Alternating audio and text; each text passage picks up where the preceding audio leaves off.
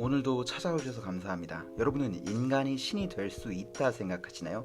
그리고 인간은 어떻게 신을 무너뜨리고 있을까요? 신을 죽이기 위한 인간의 노력을 담은 영화 닥터 드리틀의 두 번째 해석 시작하겠습니다.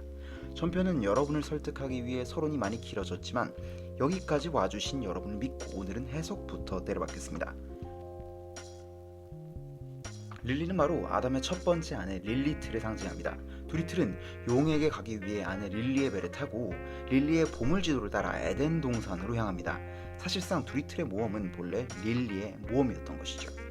설화 중엔 아담에게 릴리트라는 첫째 부인이 있었다는 썰이 있습니다. 그녀는 아담을 다스리는 좀 여자가 위에 올라가는 그런 어른스러운 걸 좋아하는 죄를 지어 쫓겨나게 되었고 곧 아담은 이브라는 두 번째 아내를 맞이하게 됐다는 이야기죠. 이는 성경 완성 이후 창작된 이야기로 릴리트는 메소포타미아 문화권 및 중세 유대교 문헌에서 처음 등장하는 인물입니다. 영화 속 릴리가 중동과 국가의 옥주였고 그녀가 그토록 찾아 헤매던 곳이 에덴 동산이었으며 그녀의 여행 일지가 왕국의 보물이었음을 보면 릴리가 릴리트를 상징한다는 건 충분히 그럴듯한 해석으로 볼 수 있습니다. 그렇다면 릴리트의 남편이자 그녀를 위해 에덴을 찾는 닥터 드리틀은 누구일까요? 드리틀은 에덴을 찾아내 새로운 아담이 되려는 존재이며 추방당한 릴리트의 원한을 풀어주기 위해 새로운 에덴 동산을 세우려는 존재로 이해할 수 있습니다. 제가 우리 집의 주인이라기 위해선 집문서 같은 증서가 필요하듯 아담은 하나님께 에덴 동산에 살기 위한 여러 권리와 능력을 받았습니다. 이 권리와 능력이 너무나 중요했기에 사실상 이것이 아담의 정체성이라 봐도 될 정도였죠. 아담에겐 동물의 이름을 붙이고 주인으로서 다스릴 권리가 있었습니다. 드리틀은 동물과 소통함으로 아담의 요소인 다스림의 권리를 손에 넣게 되죠. 하지만 그 권리는 온전히 자신의 관찰력에서 비롯됐고 신의 힘으로 동물을 다스리고 이름 붙이던 아담과 달리 동물을 관찰하고 각각의 언어를 찾아내 드리틀은 스스로 아담의 권리를 얻습니다. 마지막 장면에서 그는 새로운 정원을 세워 동물과 사람들을 초대하는데 이 정원은 드리틀이 세운 새로운 에덴 동산으로 볼 수 있죠. 그냥 동물을 좋아해서 하마와 코끼리, 기린을 키운 게 아니란 겁니다. 드리틀은 동물의 언어를 사용해 아담의 권리를 얻은 거죠. 드리틀의 소통행위는 스스로 바벨탑을 세우려는 시도로 해석 가능합니다. 바벨탑은 반역의 상징입니다. 인간의 힘으로 신에게 닿기 위한 높은 탑을 지었으나 갑자기 서로의 언어가 달라져 결국 탑의 공사가 중단된 바벨탑 사건. 드리틀이 모든 존재와 소통할 수 있다는 건 그에게 다시 바벨탑을 세울 힘, 신에게 반역할 힘이 있다는 상징이죠. 드리틀은 언어를 통일함으로 아담의 능력을 얻었고 아담의 권리와 능력을 얻은 드리틀은 결국 아담의 정체성을 얻게 됩니다. 자, 이 관점으로 영화를 다시 해석해보죠. 드리틀은 신에게 반역하고자 에덴을 찾아갑니다. 그는 에덴의 새로운 아담이 되고자 하며 그 수단은 인간의 능력에서 비롯됐죠. 반역에 성공한 릴리트의 남편 드리틀은 결국 새로운 에덴 동산의 주인이 됩니다. 또한 드리틀은 지금의 기독교와도 맞짱뜨고 있어요. 성경엔 두 명의 아담이 등장하죠. 첫 아담은 살아있는 영으로서 창세기의 아담을 말하고 마지막 아담은 살려주는 영으로서 메시아인 예수 그리스도를 상징하죠. 릴리트의 남편이자 스스로 아담의 능력을 얻고 새로운 아담이 되고자 하는 존재.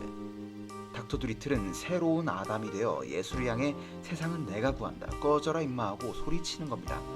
보세요, 예수님의 이름으로 죽음을 선포합니다 이랬더니 옆으로 집어던지면서 이 환자 내가 살린다 이러고 있어요. 신의 능력 따위 별거 없고 우리가 충분히 신보다 잘할 수 있다는 거죠. 어쩌면 이 영화는 동화가 아니라 인간의 악의를 가장 지독하게 담아낸 영화일 수도 있어요.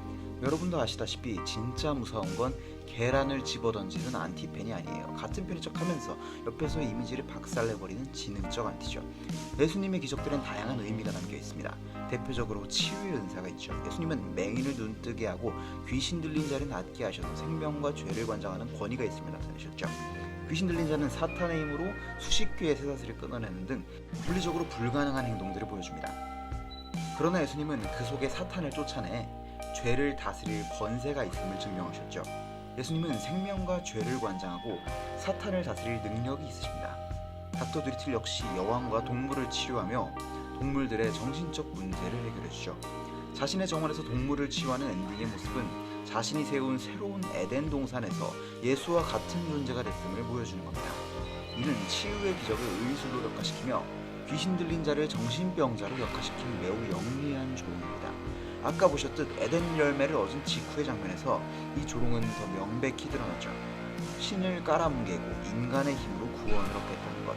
이것이 이 두루뭉술한 영화에 숨겨진 진짜 의미가 아닐까 싶습니다.